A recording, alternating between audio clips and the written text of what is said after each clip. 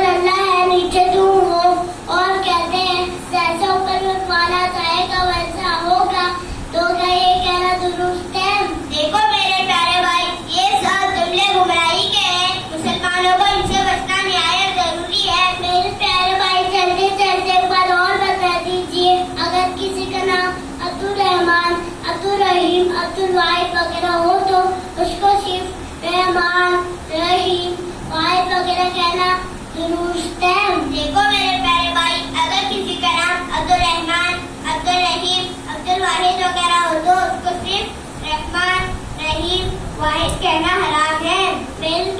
ماشاء اللہ، آپ نے بہت اچھا سوال پوچھا۔ اللہ تعالیٰ سب کو عمل کی توفیق عطا فرمائے۔ آمین۔